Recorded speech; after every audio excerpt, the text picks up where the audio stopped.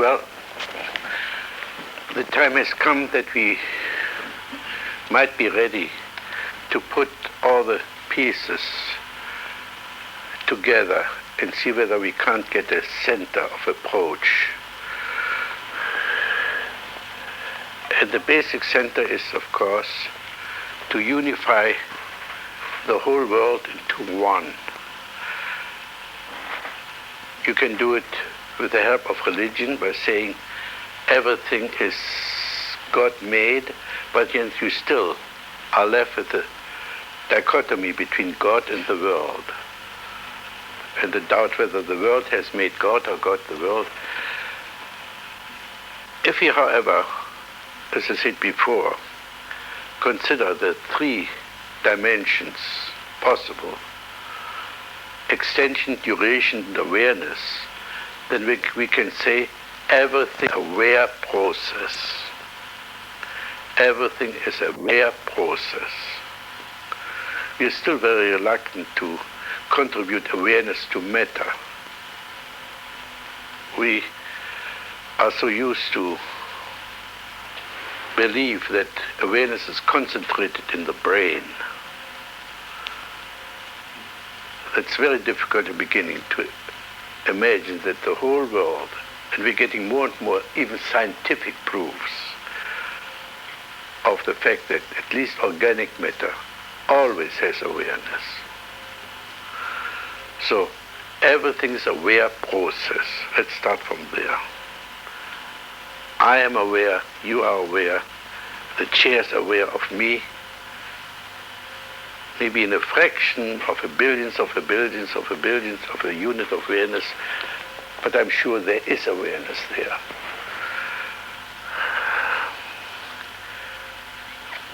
As soon as we accept this, another dichotomy begins to collapse between the objective and the subjective.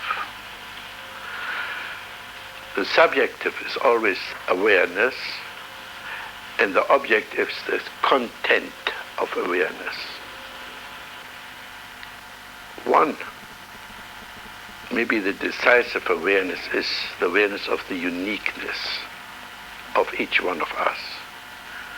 We experience ourselves as a unique something. And then we like to call it personality or soul or essence and so on. And we are also aware that we are all the time aware of something different, that we are in a different place at a different time. So we try always to get hold and find out and start always in Gestalt therapy with the idea, where are you?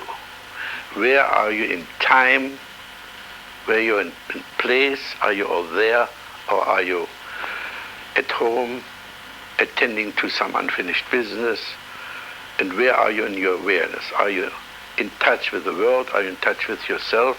Are you in touch with this middle zone, the fantasy life that is then interfering with the being completely in touch with yourself or the world? And when we are in touch with the world, then something happens. What makes us getting in touch with the world? That is the emerging Gestalt, the emerging need, the emerging unfinished situation. And if we cannot cope with that situation, we are looking for support. Somebody to help us to cope with. And that support can either be secured by manipulating the environment for support, by crying for help, putting on certain roles to secure this help, by playing helpless, playing crybaby, controlling the world. Or we get the support from within ourselves, and then we call it, we withdraw into ourselves to find the support. And we always find something when we withdraw. We might not find the support from the self, we might only find the support from our fantasy life. And that support has to be thoroughly examined, because this support might be a catastrophic expectation. And support might say, don't cope. If you cope, this will be dangerous. Or the support will say, oh yes, grab it. This will be heaven. If we are thirsty, it's no good to go into the Fata Morgana and drink from this fantasy source. The body still remains dehydrated. You have to get beyond the mirror. You have to get to the source of supplement.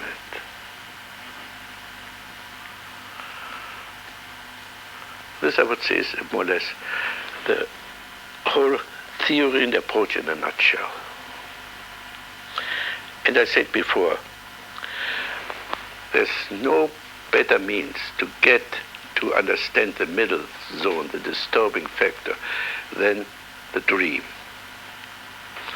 So we are always working around the dream and other non-verbal ways of being to empty out, brainwash, whatever you want to call it, that cancer, or whatever we want to call that sick part of the personality. So, who's got a dream who wants to work on? We're sitting around in an encounter group, and everybody is in a director's chair. And the room changes back and forth between two rooms that I'm familiar with, Maslow and your living room. The way I know we change back and forth is that the rug changes from a thin, sort of red and black, dusty rug to a thick, deep piled rug. And we're listening. Well, let's have these two rugs. The two rugs have an encounter.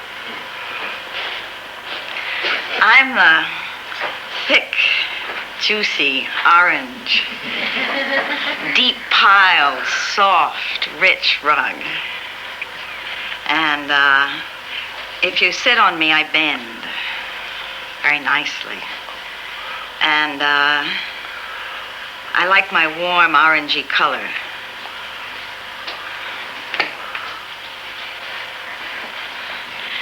And I'm a kind of thin, red and black, dusty, arid, smelly rug.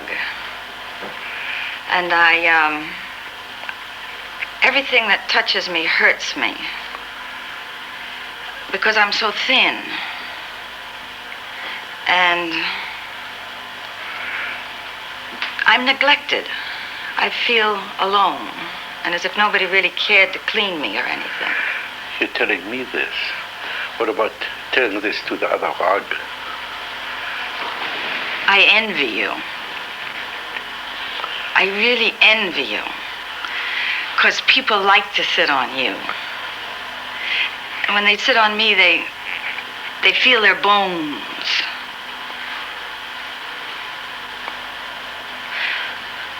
I wish they'd at least put a pad under me.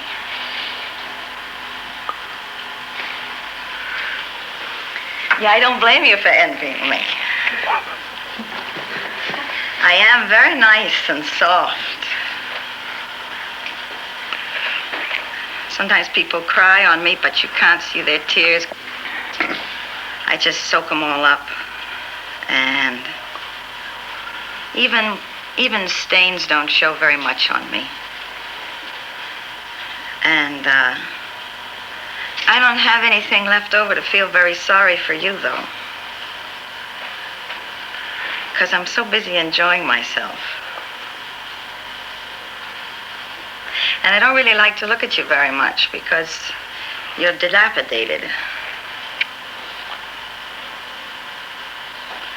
And I'm just so happy to be me.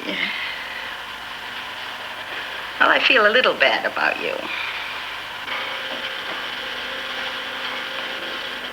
All right, let's do the same with the opposition of the Maslow room and my living room. What are the two? That these two rooms meet each other.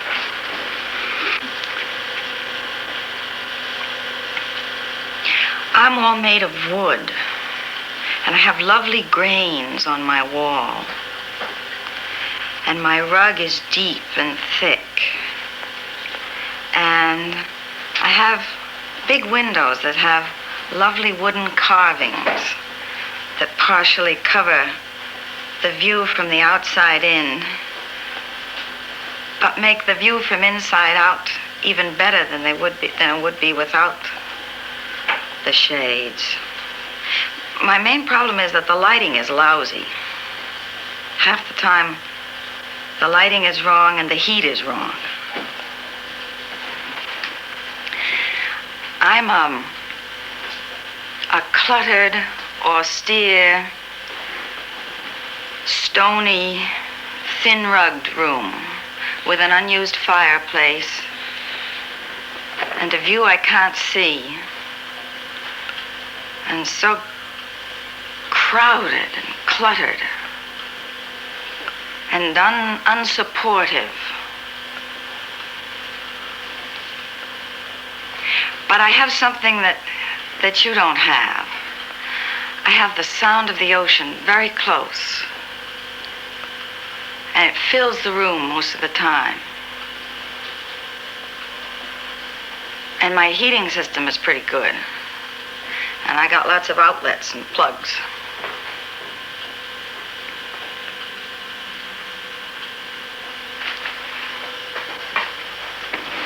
You sound defensive.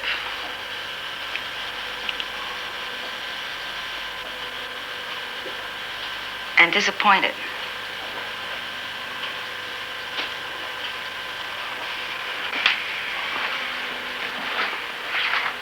Yeah, I am. And I feel a little sad.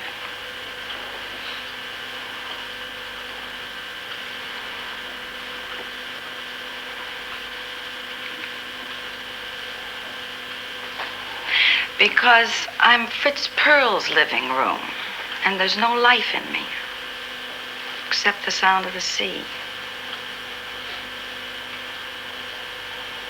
And I'm aware of my dust,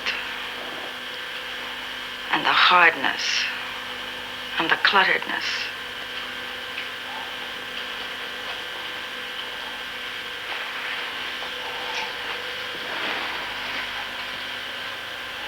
I'm the room of dozens of people. And I do feel warm.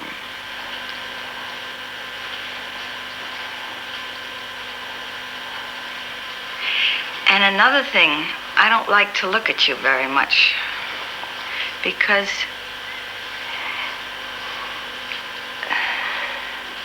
I feel I've got so much more than you've got. And when I look at you, I'm aware of what's lacking that I've got. And I really don't want to look at you very much. Do this again. I really don't want to look at you. Again. I really don't want to look at you. Louder. I really don't want to look at you. Okay. I don't want to look at you. Say it with your whole body. I don't want to look at you. Okay. I don't want to look at you. Change seats. For Christ's sake, I didn't say you had to look at me. Don't look at me if you don't want to. But don't shout at me. I hate to be shouted at. I'm angry.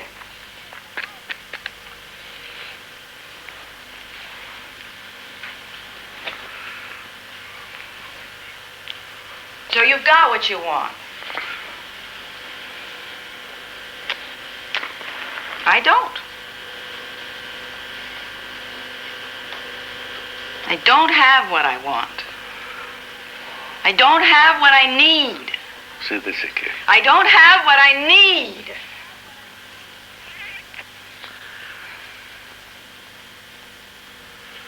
And I don't know how to get it. There are structural limitations in stone and cement and thinness.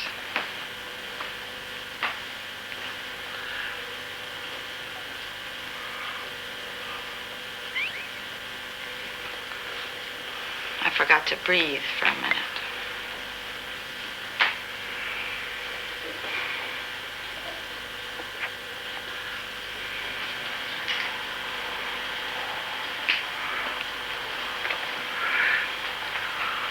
Can you close your eyes and enter your body?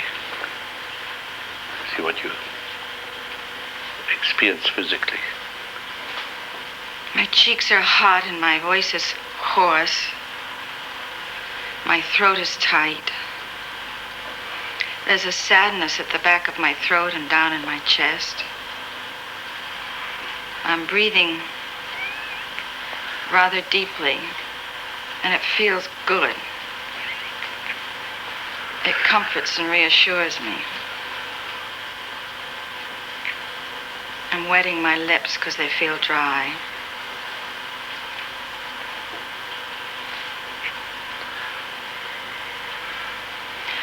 I'm aware of how I'm sitting. It's as if I was about to take off. And also highly defensive and covered. My right shoulder is way forward and my right hand is poised as if I were ready to do something. To do what? Slap. So slap the muscle. Now do it with your left hand too. I don't want to slap it with my left hand. I want to touch it.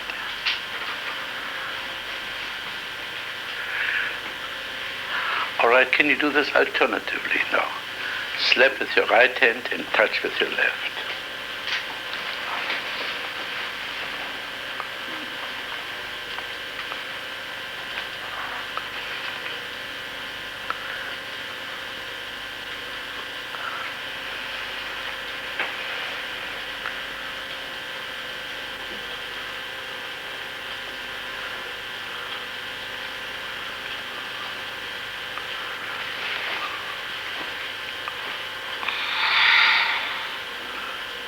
Now do me a favor, even if it's phony, exchange hands. Slap with your left and touch with your right. Yeah? Mm-hmm. I can touch with my right. What do you experience then? It's nice. I like it. I can touch just as I can feel just as much with my right hand as I can with my left.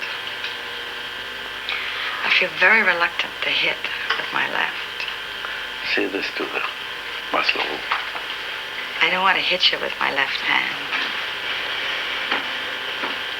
I really only want to touch you. I don't want to hit you. Try once more. To hit? Yeah, with your left hand. I'm amazed at my reluctance. I really don't want to. Say this again. I really don't want to. Again. I don't want to hit you. Again. I don't want to hit you. I don't want to hit you. I don't want to hit you. I just want to touch you. Now try once more to hit. I can do it, but my heart won't be in it.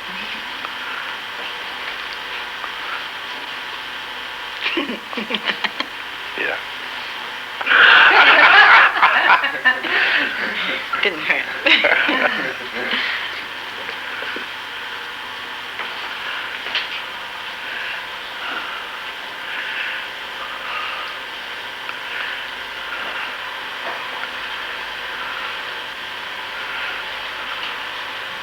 Feels much nicer to feel with both hands.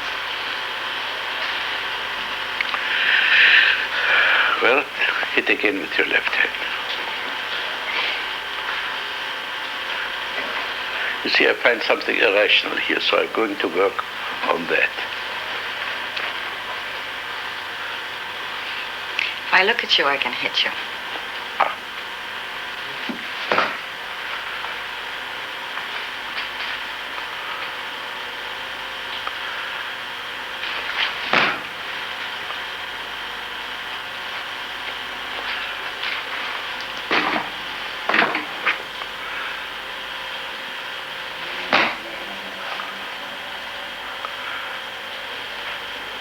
Yeah, if I look at you, I can hit you and I can kick you. I can really hate you.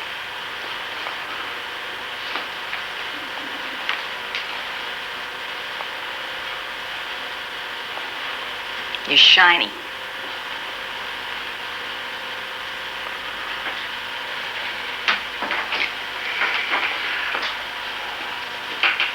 I envy you. I envy you.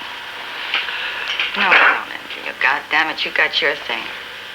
You're just different.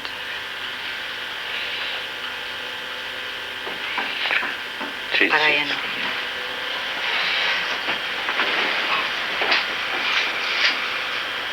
Howdy.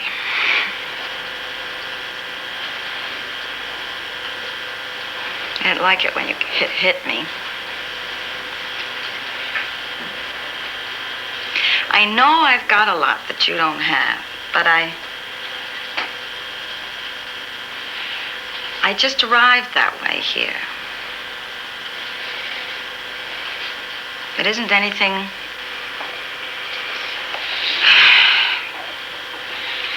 that I have grabbed for myself from something else, from somebody else, from you.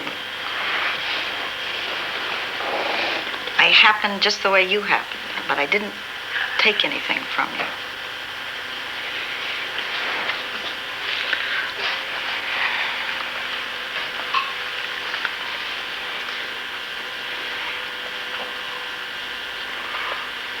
One part of me wants to plead with you. Another part of me wants to shove you away.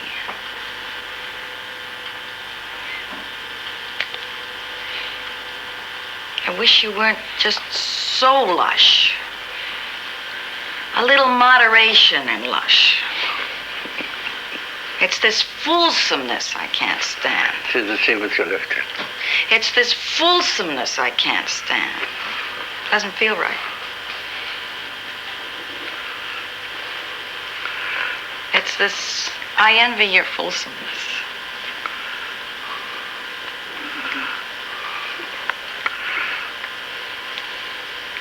I feel rueful about it. Kind of